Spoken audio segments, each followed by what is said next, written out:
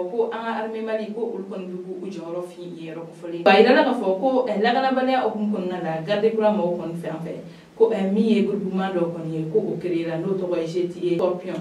aywa o tamani ka boyno kita mi e ko en fukuranu yi ko ulkon chama be ka tunu ni wakati konna aywa o tamani ka boyto ni e bamako akindola ko e muso do ye kulungara ke ka dutuki do kon faka aywa ambali mo o bifinay anga bidon kibaru keneka an kibara folo o betalke mi la kana koni o kun konnay ay dara ka fo ko e farabu ko e mi armi mali ko ul kon biga e baranyuma kon keno am wakati mina kopi aywa ni kibara nayin soro mi e farabu ka do ale era koni ka e kuma kan do koni e fe e bololo sira kon fe aywa aga kuma ka konna la ay dara ka fo ko e kam ni mi tenete mene no ku e jouer kalo pleta an monu blay ko e bamakatu ni an fintu ko ni kale no nyona aywa ko sempre ko e fintu sira mi e bamakati ma ke mesaba ani ko ul kon sira ko ul kon bela jeni kon fara ko e terekenna ko e mi e bamakatu ko ni ku daga ro do kon ku mi farbu yoro minani apunte yoro do wole ni bela jeni era kon ku ma do wa ma kunte fe mi yoro ko fole kan fintu ko ni jila da ko ka fe ni yoro ko fole ko ta u daga ro kon ci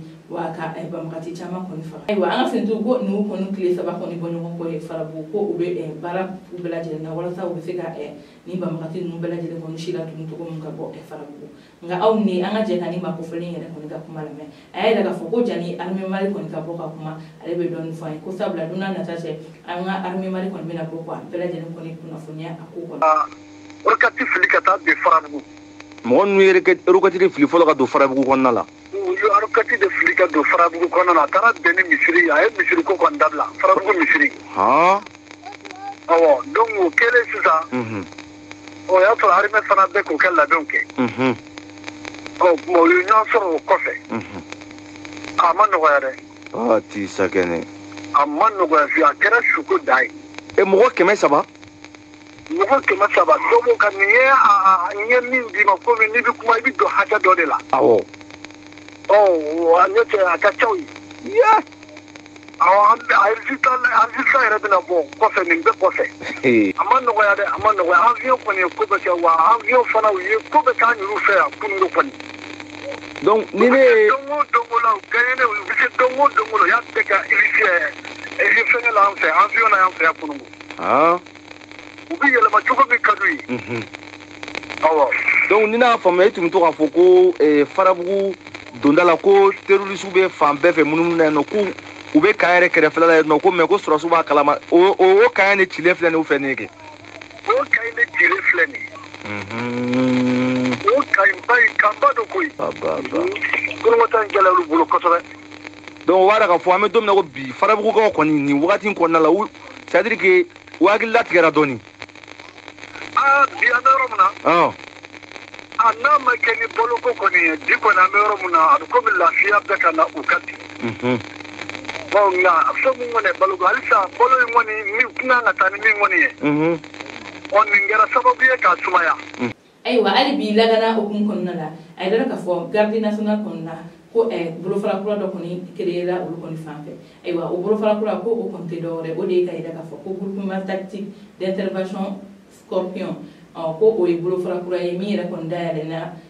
civilité meni garde kan konna aywa o bolo fara o ka bar konte dore o de ka fo lagana baliya kono o kun kona nga jamana kono ko bolo fana mina fara nga fini to ka ko ka tatu mi e ba maka aywa ni bolo fara kula ngere koni komanda ka kuma konna la aya ka fo ko ni ame scorpion ni anga tolun kana ni aba fuma ko so ni ay o kon dara ka da ni to koy konna ko amake e gansana sabla scorpion ale koni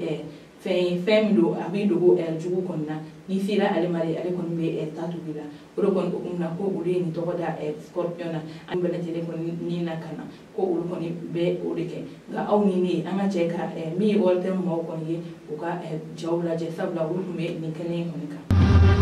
Groupement tactique d'intervention Scorpion,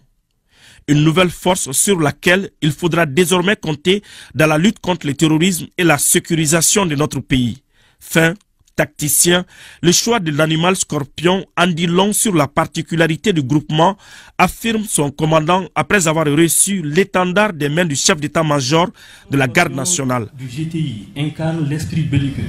et d'agressivité, toujours embusqué et prompt à neutraliser ses ennemis, et ses traits caractéristiques sont l'abnégation et le sacrifice. Scorpion, servir partout. Enfin, pour vous rassurer davantage, vous pouvez retenir ce slogan de la garde: le garde-mère ne se rend jamais.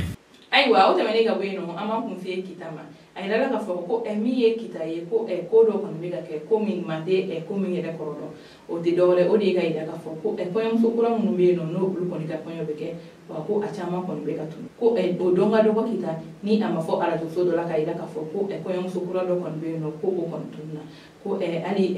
tun lama mun kon kera ko o de do ko fula kon konyo kon ko eni ko yam so yi ko akon ko kata mi ye suwe ko ambe wakati mnapi alera kon masege wa mafuta akibala kon kalama ko mi kita ko koni kono ga ko sabe ko kele no ga wole mla bela jini makrenga na anga famo ko ga wulika ani ko nyani la kana balia mbe no mamu mbe no nuga tun wasa ni ko mbe se ga nyaye to mina mawere be se ga kirisuno kitaka bela jini mo isirane do ni wale ko temene ka be kibala kunchela kibala wale mamlu ka dakuluga wale ka ida ka fo bamako akindola ko fakali wale do kon kere wale mi mo wele kon kawa ko yakosobere ay wa ila ga fa ko wol fo buni ale le bamako akindo ko ene muso do ni ale le shi bita sambi woro kon ni kola ko ale kala sawo be ko ka de ba tigi do kon munda anila ay wa ila ga fa ko wale yan mi kon masro do ra o de ka fo muso roba mi no ni ale kala sawo be ka de ba tigi kon faka ko ale de muso la bando be ni muso de kon pla nyona wa edutigi ke misara ko o erate ke musokoroba fo yeni adi jate konte sabla musokoroba kun fulendo chemi mani ala yo ka famila o che to ko ni koroge de ni edutigi ni ina fo musokoroba kondi e wa ko be mala chama kon be musokoroba de ani ni edutigi na muso nyoche tuma chama fo nyo wa be soro nyoche ga mi e juma temene ko fo nyo wa temena musokoroba de muso ani che muso ni nyoche ko fo nyo wa kon se fe che yere kon sigile kumbe dala ko ale na do ko ka kuma unyo ko che ko ni kumara unyo che wa ko aya muso la sabari o do kun kon na ni mi ni muso ko ba mi shi bita sambi woro ni kola ale na ko fo nyo ya kon jugara unyo che ale fana ko ngata ka fara ni che to wala ko ni o re shi bita sambi na ni kola ka ko ngara fara ku fu shi ya sababu ni ko la o gati kon na ko o temene ka be mi ye muso ko ba de muso o fana ko ngata ka fara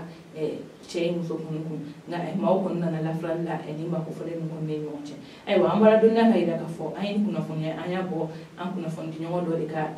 bololo sra sanfa ni ale re professeur turamara anga foli ba ye ni ro tuma mina ni che ni ale re kulungara farala le ko ale ko ni fatura ala ya de ka kalfa minala